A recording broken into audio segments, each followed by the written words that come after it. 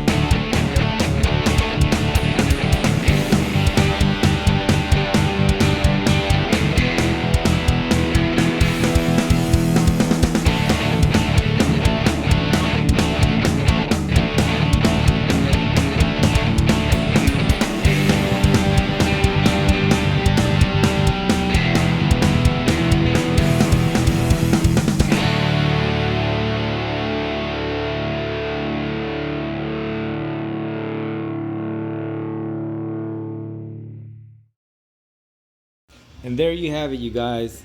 Finishing up the zine. Just, doing a little bit of ink washes just to add a little more values to it. And after that, you always have to do the quick flip through, just so, you can bask in the glory of your own creation. So that was the process. It took me about 28 minutes, and I think the hardest part I had was just coming up with shit on the fly to create, because I had no idea what I was going to draw or what I was going to make. And so for a lot of it, I just didn't know what to draw. That's where the Dracula came from. You know, the Dracula was just kind of like, okay, you need something else now. What do you do? And for some reason, Gary Oldman's Dracula came to my mind, and I said, yeah, let me draw that. It's one of those movies that's always stuck with me, even though now that I'm older, it's not really that good. So once you have that done, it's pretty easy. You just unfold it and you print it. So let's go ahead and do that real quick. You get the zine. Go ahead and unravel it. This is what it should look like. Boom.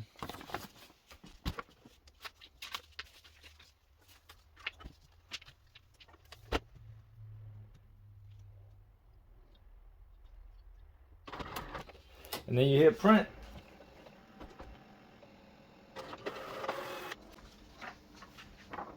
There you have it. The finished product. Well, almost finished.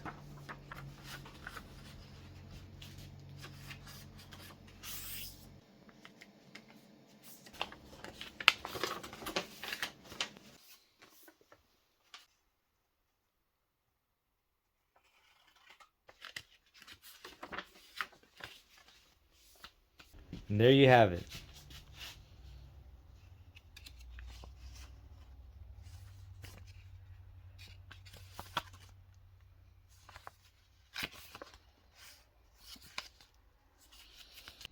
So now that everything's printed, you can see a little bit of the differences that comes out with the original version versus the printed version. So you see that little bit that gets cut off? But that's about it. Beyond that, it looks pretty much the way you did it. But like, if I was just to show you like this and ask you which one was the original and which one was the reprinted version, I think on first glance, you might not really know which one's which. And so you see when you use the light pencil, so you can see some of the pencil marks here, but then when you print it, you can't really see it. And this wasn't even the lightest pencil version that I had. It was just the one that I had on hand. Like I said, this was kind of an impromptu, let's make a zine moment. And so I will be printing some of these out and sending them out with the Feral Comics subscriptions. Probably going to be making a few more, man, because I got more mini comics to read. And like I said, it just makes me want to make stuff. So expect this with you guys next issue of the Feral Comics. Beyond that, man, thank you so much for watching. Please like, share, subscribe, and I'll see you guys soon. Lates.